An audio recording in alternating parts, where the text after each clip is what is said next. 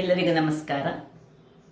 ಇವತ್ತು ಮೇಥಿ ಮಟರ್ ಮಲಾಯಿ ಮಾಡೋಣ. ಕೇಳಿದ ಕೂಡಲೇ ನೀವು ಬೇಡ, ಇದನ್ನು ನೋಡೋದೇ ಬೇಡ, ನಮ್ಮ ಹತ್ರ ಬಟರ್ ಇಲ್ಲ ಅಥವಾ ಮಲಾಯಿ ಇಲ್ಲ ಅಥವಾ ಕ್ಯಾಶು ನಟ್ಸ್ ತುಂಬ ಕಾಸ್ಟ್ಲಿ ಆಗ್ತದೆ ಹೇಳಿ ಸ್ಕ್ರಾಲ್ ಮಾಡ್ಕೊಂಡು ಹೋಗಬೇಡಿ. ಇವತ್ತು ಸಿಂಪಲ್ ಕೆಲವು ಮನೆಯಲ್ಲಿರುವ ಇಂಗ್ರೀಡಿಯೆಂಟ್ಸ್ಗಳನ್ನೇ ಬಳಸಿ ಬಹಳ ರುಚಿಕರವಾದ, ರೆಸ್ಟೋರೆಂಟಲ್ಲಿ ನಾವೇ ತಿನ್ನುವಾಗ ಹೇಗೆ ಆಗ್ತದೆ ಅದೇ ರೀತಿಯಲ್ಲಿ ಬರುವಂತಹ ಈ ಮೇಥಿ ಮಟರ್ ಮಲಾಯಿ ಮಾಡಿದ್ದೇನೆ. ಬಹಳ ಟೇಸ್ಟಿಯಾಗಿ ಬರ್ತದೆ. ನಿಮಗೆ ಆಶ್ಚರ್ಯ ಆಗ್ಬೋದು, ಈ ಏನು ಕ್ರೀಮ್ ಸಹ ಯೂಸ್ ಮಾಡದೆ, ಬಟರ್ ಯೂಸ್ ಮಾಡದೆ ಹೇಗೆ ಮಾಡೋದಪ್ಪ ಅಂತ. ಹಾಗಾದರೆ ಬನ್ನಿ, ಇದು ಹೇಗೆ ಮಾಡುವುದೆಂದು ನೋಡುವ ಮೊದಲು ಯಾರೆಲ್ಲ ನನ್ನ ಚಾನಲನ್ನು ನೋಡ್ತಿದ್ದೀರಿ, ಯಾರೆಲ್ಲ ಇನ್ನೂ ಸಬ್ಸ್ಕ್ರೈಬ್ ಮಾಡಿಲ್ಲ, ದಯವಿಟ್ಟು ಸಬ್ಸ್ಕ್ರೈಬ್ ಮಾಡಿ ಸಪೋರ್ಟ್ ಮಾಡಿ ಅಂತ ಹೇಳುತ್ತಾ ಈ ರುಚಿಕರವಾದ ಅಡಿಗೆಯನ್ನು ಹೇಗೆ ಮಾಡುವುದೆಂದು ನೋಡೋಣ.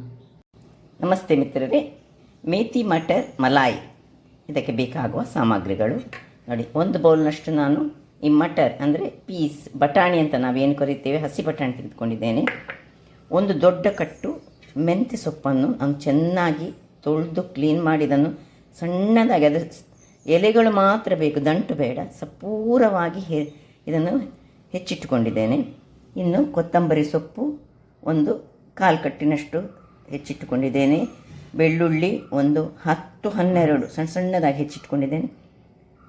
ಇಲ್ಲಿ ಕಾಯಿ ಮೆಣಸು, ನಿಮಗೆ ನಿಮ್ಮ ಖಾರಕ್ಕೆ ತಕ್ಕ ಒಂದು 4 ಮೆಣಸನ್ನು ಕಟ್ ಮಾಡಿ ಇಟ್ಕೊಳ್ಳಿ ಸಣ್ಣದಾಗಿ.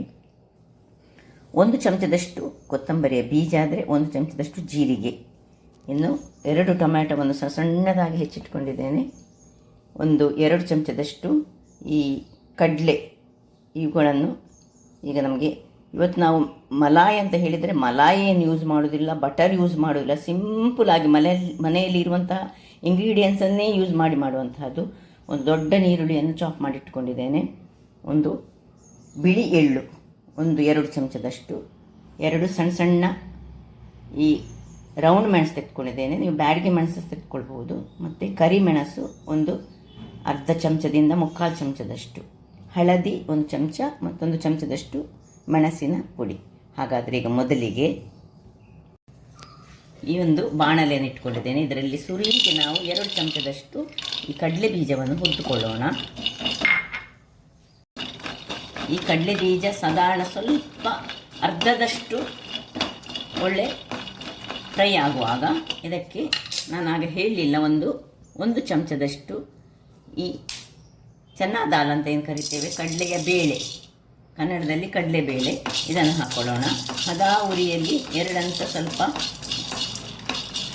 ಫ್ರೈ ಮಾಡ್ಕೊಳ್ಳೋಣ. ಅಂದರೆ ರೋಸ್ಟ್ ಮಾಡ್ಕೊಳ್ಳೋದು, ಫ್ರೈ ಮಾಡಲಿಕ್ಕೆಲ್ಲ. ವೀಕ್ಷಕರೇ, ಇಲ್ಲಿ ನೋಡಿ ಕಡಲೆಬೇಳೆ ಸಾಧಾರಣದಲ್ಲಿ ಫ್ರೈ ಆಗುವಾಗ ಇನ್ನು ಮೆಣಸು ಮತ್ತು 1 ಚಮಚದಷ್ಟು ಅಥವಾ ಅರ್ಧ ಚಮಚ, ಅದರೊಟ್ಟಿಗೆ ಒಂದು ಮೆಣಸಿನ ಪುಡಿ ಕರಿಮೆಣಸಿನ ಪುಡಿ ಬಿದ್ದಿದೆ ಸ್ವಲ್ಪ. ಸೊ ಕರಿಮೆಣಸು ಹಾಕ್ಕೊಂಡಿದ್ದೇನೆ. ತುಂಬ ಸುಲಭ ರೀತಿಯಲ್ಲಿ ಮಾಡುವಂಥದ್ದು ಇದು.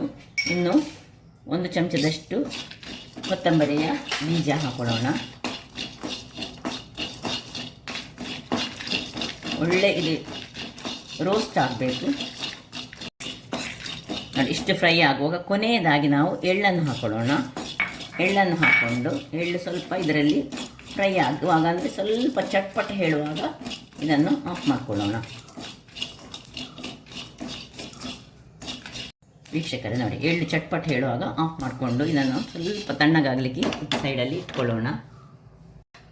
ಮಸಾಲೆ ತಣ್ಣಗಾಗ್ತಿರುವಾಗ ಇಲ್ಲಿ ಒಂದು ಬಣಾಲೆಯನ್ನು ಇಟ್ಕೊಂಡಿದ್ದೇನೆ. ಅದಕ್ಕೆ ನಾನು 2 ಚಮಚದಷ್ಟು ತುಪ್ಪ ಹಾಕ್ಕೊಳ್ತಿದ್ದೇನೆ. ತುಪ್ಪದ ಬದಲು ಎಣ್ಣೆಯಲ್ಲಿ ಸಹ ಮಾಡ್ಬೋದು. ಇಲ್ಲಿ ನಾವು ತುಪ್ಪ ಹಾಕಬೇಕಂತೇಳಿ ಇಲ್ಲಿ ಎಣ್ಣೆಯಲ್ಲಿ ಸಹ ಮಾಡಿಕೊಳ್ಬೋದು. ನಾನು ಅರ್ಧ ತುಪ್ಪ ಅರ್ಧ ಎಣ್ಣೆಯಲ್ಲಿ ಹಾಕಿ 2-3 ಚಮಚದಷ್ಟು ಎಣ್ಣೆ, 2 ಚಮಚದಷ್ಟು ತುಪ್ಪ ಹಾಕ್ಕೊಂಡಿದ್ದೇನೆ. ಈಗ ನಾವು ಜೀರಿಗೆಯನ್ನು ಹಾಕೊಳ್ಳೋಣ. ಅದಕ್ಕೆ ಅದು ಬಿಸಿ ಆಗುವಾಗ ಜೀರಿಗೆ ಹಾಕಿ, ಜೀರಿಗೆ ಒಂಚೂರು ಪಟ್ ಹೇಳುವಾಗ ನಾವು ನೋಡಿ, ಜಸ್ಟ್ ಪಟ್ಟ ಹೇಳಲಿಕ್ಕಾಗುವಾಗ ಈ ಹೊಚ್ಚಿಟ್ಟಂತಹ ನೀರುಳ್ಳಿಯನ್ನು ಇದಕ್ಕೆ ಹಾಕೊಳ್ಳೋಣ.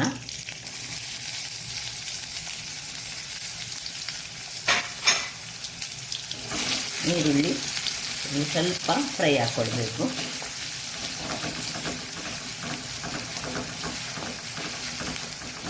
ಇಲ್ಲಿ ನೋಡಿ, ನೀರುಳ್ಳಿ ಒಂದು ಚೆನ್ನಾಗಿ ಇದರಲ್ಲಿ ಫ್ರೈ ಆಗುವಾಗ ನೋಡಿ ಈ ರೀತಿ ಬರಬೇಕು. ಟ್ರಾನ್ಸ್ಪರೆಂಟ್ ಆಗಿದ್ದರೆ ಸಾಕು, ಗೋಲ್ಡನ್ ಕಲರ್ ಬೇಡ. ಇಷ್ಟು ಒಂದು 10 ಬೆಳ್ಳುಳ್ಳಿಯನ್ನು ನಾವು ಸಣ್ಣದಾಗಿ ಹೆಚ್ಚಿಟ್ಕೊಂಡದನ್ನು ಹಾಕೊಳ್ಳೋಣ ಇದಕ್ಕೆ. ಮತ್ತು ಮೆಣಸು ಸಣ್ಣದಾಗಿ ಹೆಚ್ಚಿಟ್ಕೊಂಡದ್ದು ಎರಡನ್ನು ಸಹ ಇದರಲ್ಲಿ ಚೆನ್ನಾಗಿ ಫ್ರೈ ಮಾಡ್ಕೊಳ್ಳೋಣ. ಇನ್ನು ಸ್ವಲ್ಪ ಕೊತ್ತಂಬರಿ ಸೊಪ್ಪನ್ನು ಇದಕ್ಕೆ ಹಾಕ್ಕೊಳ್ತಿದ್ದೇನೆ. ಉಳಿದದನ್ನು ಮತ್ತೆ ನಮಗೆ ಗಾರ್ನಿಷ್ಗೆ ಸಹ ಬೇಕು. ಇನ್ನು ಇದರಲ್ಲೇ ಒಂದು ಘಮ ಬರ್ತದೆ ಈ ಬೆಳ್ಳುಳ್ಳಿ ಇದರೊಟ್ಟಿಗೆ ಸೇರುವಾಗ. ನೋಡಿ ಈಗ ಟೊಮ್ಯಾಟೊ ಸಣ್ಣದಾಗಿ ಹೆಚ್ಚಿಟ್ಟಂತಹ 2 ಟೊಮ್ಯಾಟೊ ಹಾಕ್ಕೊಂಡು ಚೆನ್ನಾಗಿ ಇದರಲ್ಲಿ ಇದು ಟೊಮ್ಯಾಟೊ ಸಹ ಸ್ಮೂತ್ ಆಗಬೇಕು. ಟೊಮ್ಯಾಟೊ ಸ್ವಲ್ಪ ಸ್ಮೂತ್ ಆಗುವಾಗ ಸ್ವಲ್ಪ ಉಪ್ಪನ್ನು ಹಾಕ್ಕೊಳ್ತಿದ್ದೇನೆ. ಇದು ಒಳ್ಳೆ ಇನ್ನೂ ಸ್ವಲ್ಪ ಚೆನ್ನಾಗಿ ಸ್ಮೂತ್ ಆಗ್ತದೆ. ಇಷ್ಟು ಹೊತ್ತಾಗುವಾಗ ಈ 1 ಬೌಲ್ನಷ್ಟು ಮಟರ್, ಇದು ಫ್ರೆಶ್ ಮಟರ್, ಇದನ್ನು ಇದರಲ್ಲಿ ಹಾಕ್ಕೊಂಡು ಚೆನ್ನಾಗಿ ಇದು ಈ ಆಯಿಲ್ ಮತ್ತು ಉಳಿದ ವಸ್ತುಗಳೊಟ್ಟಿಗೆ ಚೆನ್ನಾಗಿ ಫ್ರೈ ಆಗಬೇಕು. ಇದನ್ನು ಚೆನ್ನಾಗಿ ಹೀಗೆ ತಿರುಗಿಸ್ಕೊಳ್ಳೋಣ. ವೀಕ್ಷಕರೇ ಇಲ್ಲಿ ನೋಡಿ, ಇದು ಒಳ್ಳೆ ಇದರಲ್ಲಿ ಫ್ರೈ ಆಯಿತು. ಒಂದು 2-3 ನಿಮಿಷ ಇದರಲ್ಲಿ ನಾನು ಫ್ರೈ ಮಾಡಿಕೊಂಡೆ. ಇನ್ನು ಕೇವಲ 1 ಸ್ಪೂನ್ನಷ್ಟು ನೀರನ್ನು ಹಾಕ್ಕೊಳ್ತಿದ್ದೇನೆ, ಹೆಚ್ಚು ಬೇಡ. ಹಾಕಿ ಇದನ್ನು ಮುಚ್ಚಳವನ್ನು ಮುಚ್ಚಿಕೊಂಡು ಅದು ಅದರಲ್ಲಿ ಬೇಯ್ತಾ ಇರಲಿ. ಅಷ್ಟೊತ್ತಿಗೆ ನಾವು ಈ ಒಂದು ಮಸಾಲ ತಣ್ಣಗಾದ ಮಸಾಲವನ್ನು ನಾವು ಈ ಒಂದು ಮಿಕ್ಸಿಯಲ್ಲಿ ಹಾಕಿ ಇದಕ್ಕೆ ಸ್ವಲ್ಪ ಹಳದಿಯ ಪುಡಿಯನ್ನು ಹಾಕ್ಕೊಳ್ತಿದ್ದೇನೆ. ಸ್ವಲ್ಪ ಹಳದಿಯ ಪುಡಿ ಮತ್ತು ಸ್ವಲ್ಪ ನೀರನ್ನು ಹಾಕಿ ಇದನ್ನು ಒಳ್ಳೆ ಫೈನಾದ ಒಂದು ಪೇಸ್ಟ್ ಆಗಬೇಕು. ಇದರಲ್ಲಿ ತುಂಬ ಫೈನ್ ಆಗೋದು ಬಹಳ ಮುಖ್ಯ.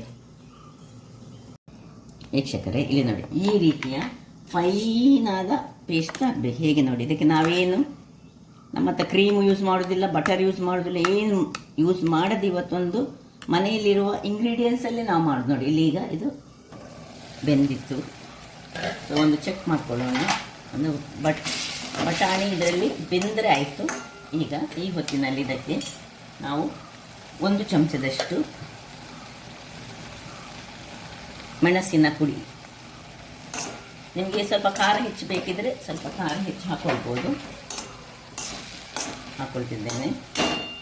ಇನ್ನು ಈ ಮೆಂತ್ಯ ಸೊಪ್ಪು ಏನುಂಟು ಅದನ್ನು ಹಾಕ್ಕೊಂಡು ಚೆನ್ನಾಗಿ ಮೆಂತ್ಯ ಈಗ ಹಸಿ ವಾಸನೆ ಹೋಗುವವರೆಗೆ ಇದನ್ನೀಗ ನಾವು ಫ್ರೈ ಮಾಡ್ಕೊಳ್ಳೋಣ. ಸ್ವಲ್ಪ ಒಂದು ಇಕ್ಕಳ ಹಿಡಿದುಕೊಂಡು ಇಲ್ಲಿ ಮೇನ್ ಇರುವುದೇ ಬಟಾಣಿಯನ್ನು ಅದರದ್ದು ಹಸಿ ವಾಸನೆ ಹೋಗುವವರೆಗೆ ಫ್ರೈ ಮಾಡಿಕೊಳ್ಳೋದು. ಮತ್ತು ಈ ಮೆಂತ್ಯ ಸೊಪ್ಪನ್ನು ಹಸಿ ವಾಸನೆ ಆಗ ಮಾತ್ರ ಈ ಒಂದು ಪದಾರ್ಥ, ಈ ಗ್ರೇವಿ ಬಹಳ ಚೆನ್ನಾಗಿ ಬರ್ತದೆ. ಹೇಗೆ ರೆಸ್ಟೋರೆಂಟ್ರಲ್ಲಿ ಇರ್ತದೆ ನೋಡಿ ಅದೇ ರೀತಿಯಲ್ಲಿ ಬರ್ತದೆ. ನಾವು ಮಾತ್ರ ಮನೆಯಲ್ಲಿ ಬಹಳ ರುಚಿಯಾಗಿ ಮಾಡ್ತೇವೆ. ಸೊ ಒಳ್ಳೆ ಫ್ರೈ ಆಗಿ ಹೀಗೆ 5 ನಿಮಿಷಗಳ ಕಾಲ ನಾವು ಚೆನ್ನಾಗಿ ಹೀಗೆ ತಿರುಗಿಸಿಕೊಂಡು ಇನ್ನು ಸ್ವಲ್ಪ ಇದನ್ನು ಮುಚ್ಚಿಟ್ಟುಕೊಂಡು ಒಂದು 2 ನಿಮಿಷಗಳ ಕಾಲ ಬೇಯಿಸ್ಕೊಳ್ಳೋಣ. ವೀಕ್ಷಕರೇ ನೋಡಿ, 2 ನಿಮಿಷಗಳ ಬಳಿಕ ಒಳ್ಳೆ ಇದು ಚೆನ್ನಾಗಿ ಬೆಂದಿತ್ತು. ನೋಡಿ ಎಲ್ಲ ಪರಿಮಳ ಬಹಳ ಚೆನ್ನಾಗಿ ಬರ್ತದೆ. ಹೀಗೆ ಸಹ ಹೀಗೆ ಸಹ ತಿನ್ಬೋದು. ಬಟ್ ನಾವಿವತ್ತು ಮಲಾಯಿ ಗ್ರೇವಿ ಅಂತ ಹೇಳ್ತಿದ್ದೆ, ಮಲಾಯಿ ಆಗ್ತಿಲ್ಲ. ಬಟ್ ನೋಡಿ ಈಗ ಮಾಡಿಟ್ಕೊಂಡಂತಹ ಇದನ್ನು ಹಾಕ್ಕೊಂಡು ಅದಕ್ಕೆ ಸ್ವಲ್ಪ ಮಿಕ್ಸಿಗೆ ಸ್ವಲ್ಪ ನೀರನ್ನು ಹಾಕೊಳ್ಳೋಣ.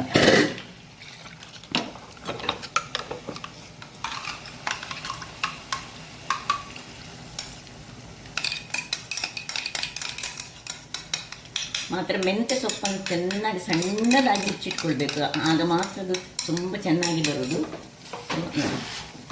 ಅದನ್ನು ಚೆನ್ನಾಗಿ ತಿರುಗಿಸ್ಕೊಳ್ಳೋಣ. ಸ್ವಲ್ಪ ಗ್ರೇವಿ ತುಂಬ ತಿಕ್ ಬೇಡ ನಮಗೆ, ಇದಕ್ಕಿಂತ ಸ್ವಲ್ಪ ನೀರನ್ನು ಹಾಕೊಳ್ಳೋಣ. ಸ್ವಲ್ಪ ಇನ್ನು ಸ್ವಲ್ಪ ಗ್ರೇವಿ ತುಂಬ ದಪ್ಪ ಆಗ್ತದೆ ಇದು ಗ್ರೇವಿ, ಅದರಿಂದಾಗಿ ಈ ಕಡಲೆ ಎಲ್ಲ ಹಾಕೋದಲ್ಲ, ಹಾಗಾಗಿ ನೆಲಕಡಲೆ ಹಾಕಿದ ಗ್ರೇವಿ ಯಾವಾಗಲೂ ಹಾಕಿ ನೋಡಿ.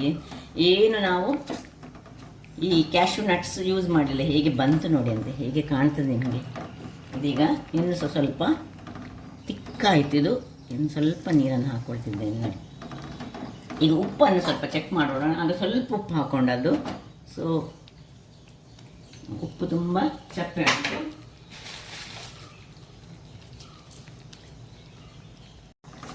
ಇಲ್ಲಿ ನೋಡಿ, ಇಷ್ಟ ಆಗುವಾಗ ಇದನ್ನು ಸ್ವಲ್ಪ ಚೆನ್ನಾಗಿ ತಿರುಗಿಸಿಕೊಂಡು ಹದಾ ಉರಿಯಲ್ಲಿ ಒಂದು ಕುದಿ ತೆಗೆಸಿಕೊಳ್ಳೋಣ.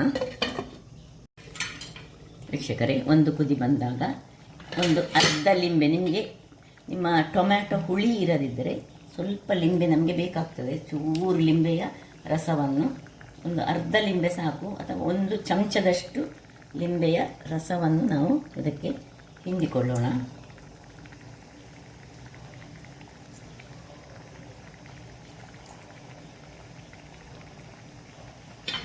ಹಿಂಡಿಕೊಂಡು ಸ್ವಲ್ಪ ತಿರುಗಿಸಿಕೊಂಡು ಇನ್ನು ಓಪನಲ್ಲಿ ಒಂದು 2-3 ನಿಮಿಷಗಳ ಕಾಲ ಕುದಿಯಲು ಬಿಡೋಣ. ಒಂದು 3-4 ನಿಮಿಷ ಹೀಗೆ ಕುದಿಲಿಕ್ಕೆ ಬಿಟ್ಟೆ ನಾನು, ಸಾಕು. ಇನ್ನು ಕೊನೆಗೆ ಕೊತ್ತಂಬರಿ ಸೊಪ್ಪು ಉದಿಸ್ಕೊಳ್ಳೋಣ. ಇದಕ್ಕೆ ಎಷ್ಟು ಕೊತ್ತಂಬರಿ ಸೊಪ್ಪು ಹಾಕಿದರೆ ಸಹ ಬಹಳ ಚೆನ್ನಾಗಿ ಆಗ್ತದೆ. ನೋಡಿ ಹೇಗೆ ಬಂತು ನೋಡಿ. ಏನು ನಾವು ಕ್ಯಾಶ್ಯೂ ನಟ್ ಇಲ್ಲದೆ ಖಾಲಿ ಶೇಂಗಾ ಬೀಜ ಅಂದರೆ ಕಡಲೆಯನ್ನು ಉಪಯೋಗಿಸಿ ಮಾಡಿದಂತಹ ಒಂದು ರುಚಿಕರವಾದ ಮಟರ್ ಮೇಥಿ ಮಲಾಯಿ ಗ್ರೇವಿ ಅಂತ ಕರೀತಾರೆ. ಇದನ್ನು ಸಿಂಪಲಾಗಿ ಮಾಡುವಂಥದ್ದು. ಇದನ್ನು ಹೆಚ್ಚಾಗಿ ಕ್ಯಾಶ್ಯೂ ನಟ್ನಿಂದ ಮಾಡ್ತಾರೆ. ಅದನ್ನು ಸ್ವಲ್ಪ ಸೋಕೆಲ್ಲ ಮಾಡಿ, ಇದು ಈಗ ಸುಲಭ, ನಾವು ತುಂಬ ಹಣ ಕೊಡಬೇಕಂತಿಲ್ಲ. ಸ್ವಲ್ಪ ಶೇಂಗಾ ಬೀಜಕ್ಕೆ ರೇಟ್ ಕಡಿಮೆ ಅಲ್ಲ. ಈಗ ಆಫ್ ಮಾಡ್ಕೊಳ್ತಿದ್ದೇನೆ. ಇನ್ನು ಸರ್ವ್ ಮಾಡೋಣ.